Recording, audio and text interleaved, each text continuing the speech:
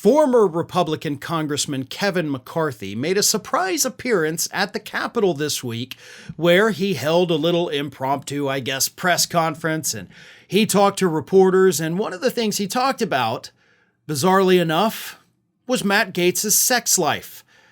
During his back and forth with reporters this week, Kevin McCarthy suggested that Matt Gaetz is lying about the people he sleeps with, which of course is a reference to the ongoing House Ethics Committee investigation into Matt Gaetz, but still kind of a weird thing to bring up. Kind of makes us wonder, were you there on the Capitol meeting with Republicans who just got all this bombshell evidence against Matt Gaetz this week? I don't know, kind of seems like that may have been what happened. But here is the exchange that Kevin McCarthy had with the reporters. First, they asked him, have you talked to Trump about Matt Gaetz ousting you? And this is what he said about that. He said, I don't know how close you probably think the president is to Gaetz, but you should probably figure that out.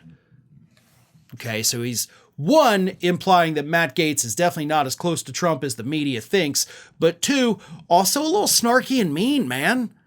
Like, you left Congress at the end of 2023. You've had a month and a half to basically take a vacation. I would think you'd be a little nicer. Let's be real, right? I mean, you don't need to work. You've got money. So you would think that after a month and a half of just kind of taking a break and chilling out, you wouldn't be as angry, but you seem pretty pissed off for a guy that's not had to work for quite a while. He then added this. Gaetz probably makes up a lot. He probably lies about who he sleeps with, too. That, of course, is a reference to the ongoing investigation. Now, to his credit, Matt Gaetz actually responded to this on social media saying, "What stage of grief is this?" Well, that's funny enough, Matt, but I would say it's the stage of grief where the House Ethics Committee got their hands on your text messages this week. So I'm glad you're having fun with it, because it's not going to be fun as time rolls on here. In case you're not familiar with that story, yes, it was revealed by ABC News this week that the House Ethics Committee does, in fact, have Matt Gaetz' text messages that show him texting one of the women that he allegedly paid for sex. So, eek. And it's not just him texting her, it's him asking her via text, hey, you want to fly on a private plane down to the Florida Keys for a couple of days? It's got to be 4 girls, 2 guys. Crazy adventurous group, he says. So that's pretty bad. And the House Ethics Committee, of course, has secured cooperation from not only the woman who Gaetz allegedly slept with, but also from Joel Greenberg, his wingman. He is the one who actually gave them the text messages, I think. So Gaetz is in a lot of trouble.